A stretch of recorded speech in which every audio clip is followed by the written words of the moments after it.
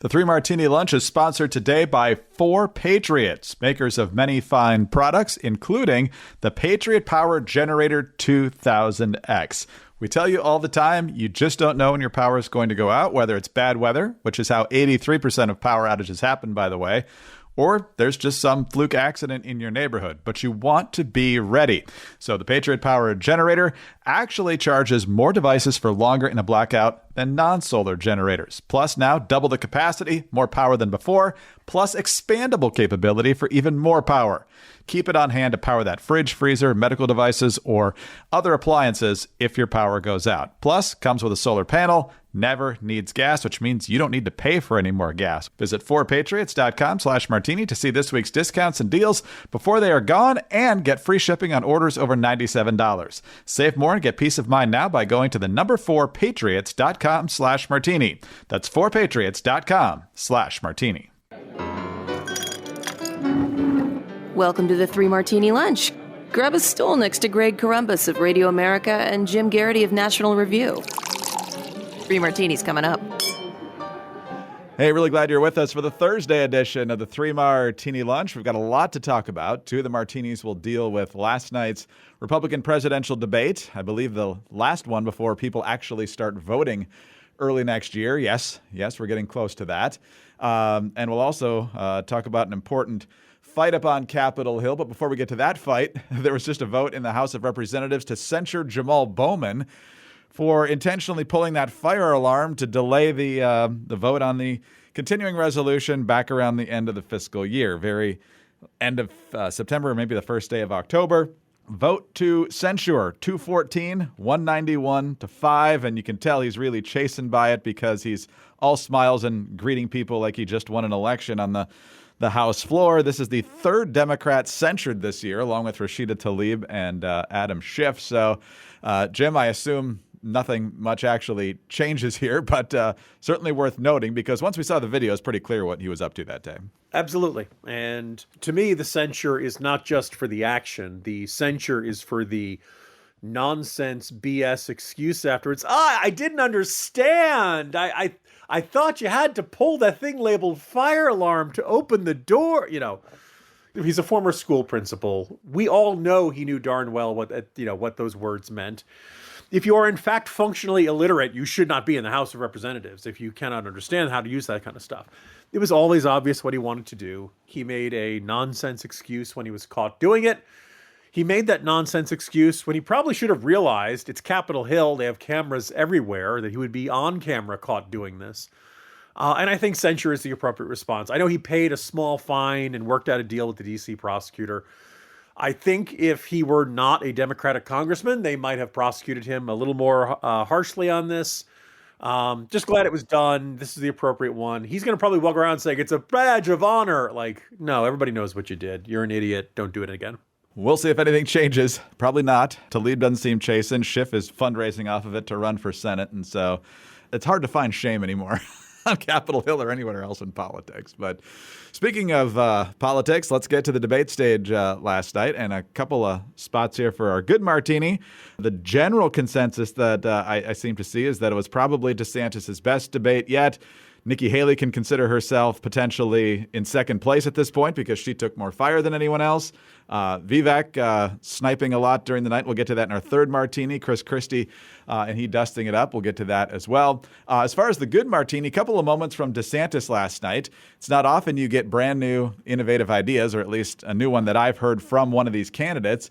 And he was talking about inflation and just the cost of living being a lot higher than it was. And he got around to student loans. So this is Ron DeSantis explaining how he would fix the student loan issue to make sure that the colleges and universities have more skin in the game. But, you know, another thing that's burdening young people are these student loans. Now, I don't support having a truck driver having to pay a student loan for someone that got a degree in gender studies. That is wrong. We should not have taxpayers do that. What I'm going to do, though, is I'm going to get to the root cause of the problem. These student loans are going to be backed by the universities because they need to have an incentive to produce gainful employment for people.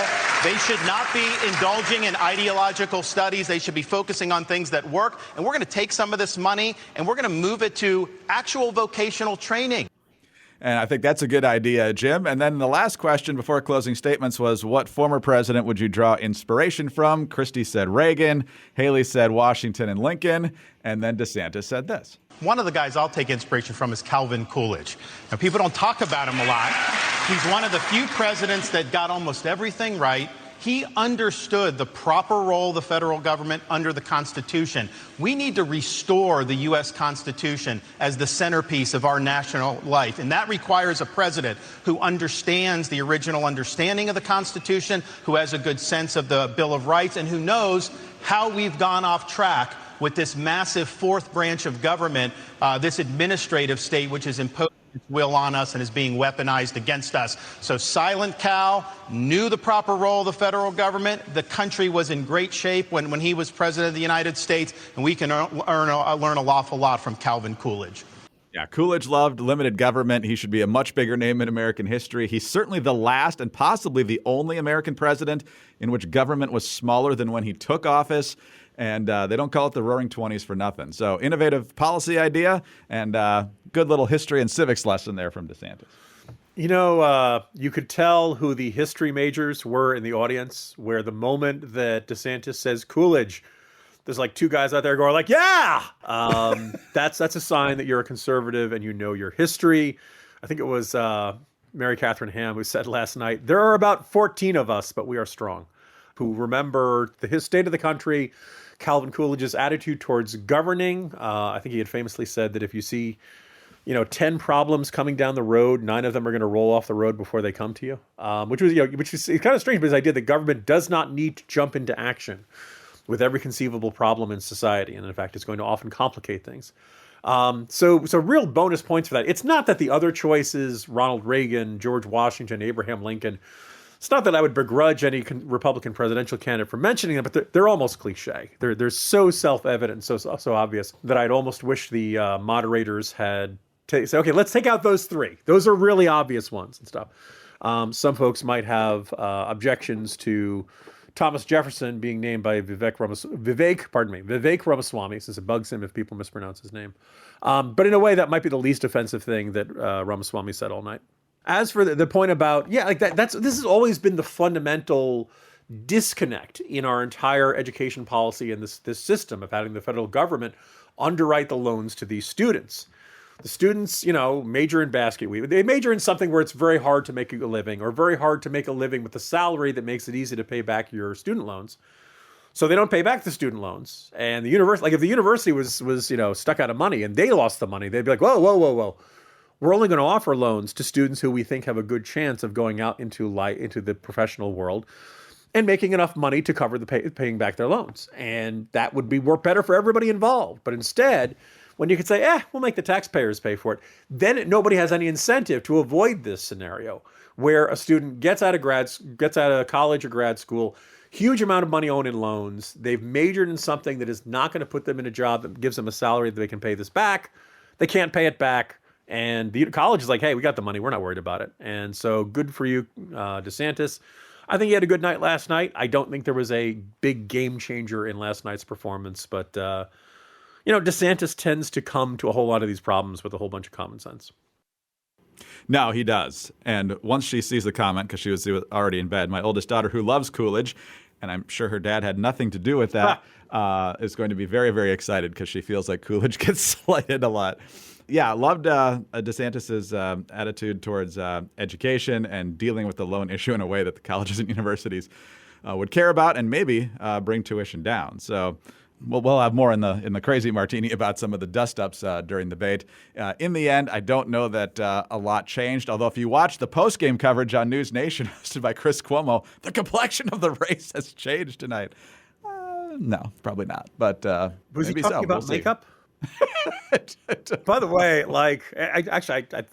I barely noticed his I tuned in right before it started and started writing the jolt right after it finished. So I didn't really pay a lot of attention. But if you said to me, hey, the fourth Republican presidential primary debate is going to be, not moderated by, but the anchor hosting it is going to be Chris Cuomo, I would have thought that would have angered me more than it did. And it just was kind of a footnote to the night. Yeah, he was on a panel with Geraldo, and then Bill O'Reilly came in there, so it's kind of like alumni night from the cable news channels. It's a Fox News retirement home. Hey, y'all, this is Sarah from The Sarah Carter Show. Thanks for listening to 3 Martini Lunch. We could all benefit from heart-healthy energy, especially in this busy time of the year. One of the best ways to do that is to support your blood pressure and circulation with Super Beets Heart Chews. Paired with a healthy lifestyle, the antioxidants in Super Beets are clinically shown to be nearly 2 times more effective at promoting normal blood pressure than healthy lifestyle alone. And let me tell you something, when I'm traveling to New York, when I'm moving around the country, I need to feel optimum. I want to stay healthy and I want to feel energized. And I do that with Super Beets Heart Chews. I absolutely love the flavor. I know you will too. And I know you're going to feel great. They're a convenient way to support healthy blood pressure. Super Beets Heart Chews are plant-based and easy to add to your routine. No pills to swallow, no ingredients to mix or prepare. Double your potential with Super Beets Heart Chews. Get a free 30-day supply of Super Beets Heart Chews and a free full-size bag of turmeric chews valued at $25 by going to americalovesbeets.com. Get this exclusive offer only at americalovesbeets.com. That's americalovesbeets.com. All right, let's talk about our bad martini now before we get back to the debate. And one of the things that's happening up on Capitol Hill, in addition to censuring Jamal Bowman, is the debate over funding the government. And part of the funding that is also being debated is aid for Ukraine. There was a vote yesterday to push forward aid for Ukraine, and it did not pass the Senate, not even close. It needed 60 votes. It only got 49. Chuck Schumer ended up voting no so we could bring it back at some point. And the reason that most Republicans are opposing Ukraine aid in its current form, in addition to those who, of course, who don't support it at all, is that they want to link it to doing something concrete to improve the chaos at the border. It's completely out of control. It's basically an open border, despite what the Biden administration says. You've got people pouring over in record numbers. You're seeing day and week numbers just this week in the Tucson sector and elsewhere that shows things are completely out of control. And so they want attention to our border and concrete steps taken to stem this flow. And part of it is also tightening up the asylum eligibility because people seem to be abusing it quite extensively right now. And so this issue was presented to Homeland Security Secretary Alejandro Mayorkas yesterday on CNN. And here's how that went. And just to name a couple of things in it, restart construction on the border wall, increase the number of Border Patrol agents, limit asylum, narrow the president's parole powers. Why is that unpalatable to the administration? I would say 2 things. One, we've presented proposals that address the situation, that provide real practical solutions, and also do not do violence to our fundamental values. We are a country of refuge. We do have asylum laws. We do have refugee laws. We abide by our international obligations that are long-standing. We've seen your approach, sir. It's accomplished nothing. And so doing violence to our principles to have a secure border is a new one for me, Jim. But the idea here that Republicans are the obstructionists, the sticks in the mud, the ones who are gumming up the works because they think this is an urgent priority that ought to be attached to a Democratic priority. And then a lot of Republicans, of course, support Ukraine aid too. Seems to be a spin that we can't just let slide. Greg, I'm going to do the unusual step of referring our listeners and audience, if they wish to read, a column by Nick Cotogio, formerly known as Allah Pundit, used to be at Hot Air, now he's with the Dispatch. Nick is supremely depressed over the state of the Republican Party, very down on it, very critical. And that's pretty much what he writes about almost every weekday. And the headline of his piece from yesterday is Smart Politics for once. And he points out that the GOP position on Ukraine is actually where most of the American public is. And we should point out, roughly half the caucus has voted against additional aid to Ukraine, but about half or slightly more than half, including the position of the speaker, is that, yes, we should continue to help Ukraine. Yes, we should send them weapons that we can spare, that we can afford to provide. But we're not just doing this willy-nilly. We want other priorities. That includes aid to Israel, that includes aid to Taiwan, but it also includes the border. And we're saying to the Biden administration, hey, you want to get this done, you got to play ball with us. You got to give us some concessions on border policy that you have been absolutely failing in since the beginning of this administration. And oh, by the way, you can find Democrats who are saying, Psst, take the deal, right? If President Biden desperately needs to do something about the border, this is a major political weakness for him. And he can get away with a lot. He can tell the Progressive Caucus, hey, you know what? I had to go along. It was the only way to get a deal on this. In a way, the House Republicans are trying to throw him a life preserver, trying to help him.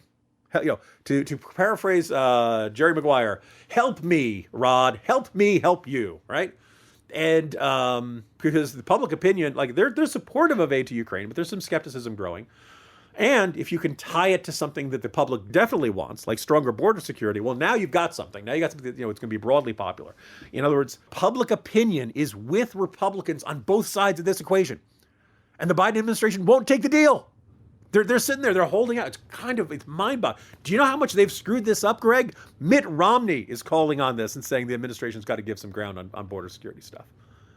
Now, you know how much, like if you can't even persuade Mitt Romney, the Biden administration is in a really, untenable spot. Yeah, you can see the lack of political dexterity here because it reminds me of welfare reform, which Bill Clinton totally didn't want to do, but he knew the American people were for it. So the third time around, I think it was in the fall of '95. He signed it and then ran on it. The whole triangulation move from Dick Morris. So I don't think the Biden administration and congressional Democrats have that political dexterity anymore because their base is so far to the left. But it's a smart move, and we'll see if it actually gets accomplished. All right, let's talk about our fantastic sponsor for the day, and that is Omaha Steaks. Oh, man, I just love it whenever Mrs. Columbus grills up these filet mignon steaks or makes the burgers. They're just high quality all the way around. Whatever you get in your Omaha Steaks box, you are going to love. And with the holidays here, let Omaha Steaks take the guesswork out of gifting. There's got to be people in your life that would love a carefully curated gift package that they are going to love. So go to omahasteaks.com and take advantage of 50% off site-wide. Plus, use our code Martini at checkout and get an additional $30 off your order. Now, your box can include tender, juicy butcher's cut filet mignons, mouth-watering burgers, gourmet jumbo franks, or even easy-to-prepare meals that are ready in a flash. Hurry.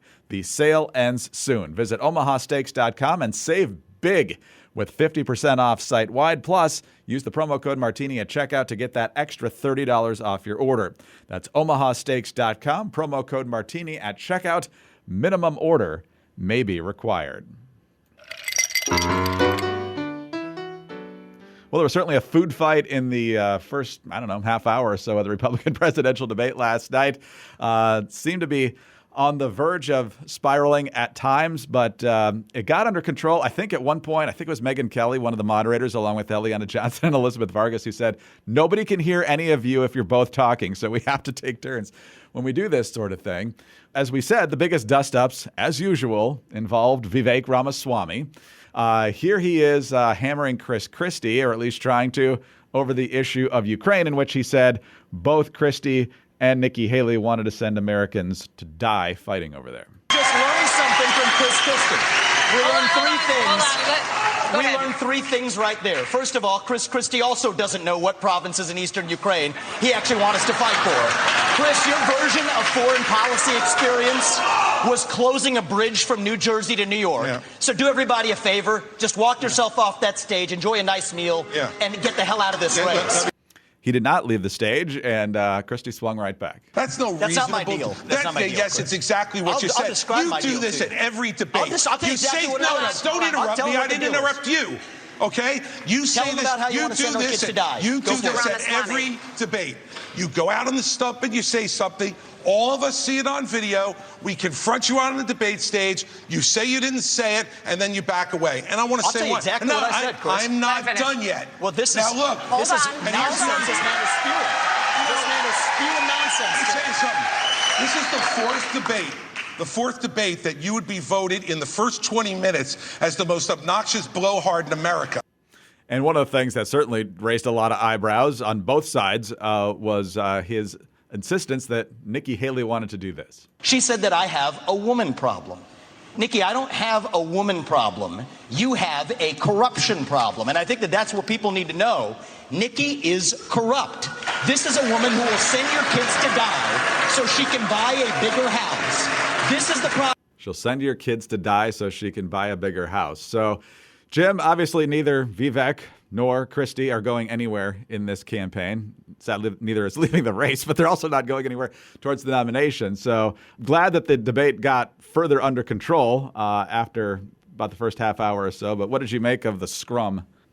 You know, Greg, I don't. The last debate, I was like, wow, that was really good. If you get a chance, you should watch it. I think it showcased most of the candidates at their best. I can't say the same about last night's debate. And for maximum awkwardness, right after we finish taping this podcast, Greg, I'm going to be appearing on Megyn Kelly's program, and I'm a big fan of Megyn Kelly. I think the debate kind of got out of control at points. Maybe this was a deliberate strategy of let's let the candidates talk, let's let them go after each other, and let's see how they respond. And I can see the logic of that. But, you know, as our listeners could hear in those clips, it often turned into noise of them shouting at each other. I suspect that Megyn Kelly and Eliana Johnson and Elizabeth Vargas kind of felt like, you know, lion tamers or animal trainers at the circus with Cocaine Bear. It just was one, you know, shouting, you know, smackdown after another, not very edifying. And in certain cases, like Vivek Ramaswamy saying that Nikki Haley wants to send U.S. troops to Ukraine, that's false. I have looked. There is no indication she's ever said that. She's never signed any petition. She's never indicated that. And, you know, there, as we alluded to in that last the martini there, like, we can have these debates. There are worthwhile discussions of how much more should we send? How, should there be a limit? What kind can we send? What weapons are we running short on? There are legitimate discussions to be had. When you go out and accuse one of your rival candidates of having a position that she doesn't, you muddy the waters. And we don't spend time talking about the real decisions. We spend time arguing about whether she ever had this position or whether she did not. And as I point out, she has not. Trust me, if Nikki Haley said we should send troops into Ukraine to fight Russia, that would be big news. People would notice. You didn't miss it, and only Vivek Ramaswamy had heard of it. Like they just made it all up because he really wanted to do it. I didn't care for the antics. He holds up the notepad saying Haley equals corruption. I don't like the not so subtle jab at Christie's weight, telling him to go eat. It just was a lot of noise, and I think there was a certain damn the torpedoes attitude of particularly on the parts of Ramaswamy and Christie. This is probably the last time they're going to appear on stage. Although I am just seeing, as breaking as we are taping this, CNN will host 2 Republican presidential primary debates next month in Iowa and New Hampshire. So I guess we will have additional debates. Looks like the qualifying is levels. You have to be at least 10% in 3 separate national and or Iowa polls. I don't know if Ramaswamy or Christie will make those thresholds. So maybe we'll get a DeSantis-Haley debate. I think both of them had fine nights, but I think you really had to look for the useful moments in amongst all the noise. But I don't really think it was the moderator's fault that much. I think this was just the candidates coming to fight, and in a way that's not particularly edifying or illuminating. Yeah, the crowd control was better at the NBC debate, and but I do think it was good to have questions from a conservative perspective, and Eliana certainly brought that to the table. Megyn Kelly understands the conservative perspective as well, and so making them address issues of concern to the right if they want to be the nominee, I think is critical. And I don't know that a lot of the mainstream journalists get that when they're hosting the debate. So we'll see what CNN does now that we know that that's going to happen, and we'll go from there. The voting starts in a little over a month. So, Jim, have a great day. See you tomorrow. See you tomorrow, Greg. Jim Garrity, National Review. I'm Greg Corumbus of Radio America. Thanks for being with us today. Please subscribe to our podcast if you don't already, and tell some friends about us as well. We would love to have them listening. Thanks also for your 5-star ratings and your kind reviews. They really do help us out a lot. Get us on your home devices. All you have to say is play 3 Martini Lunch podcast. Follow us both on X. He's at Jim Garrity. I'm at Dateline_DC. Have a terrific Thursday, and join us again on Friday for the next 3 Martini Lunch.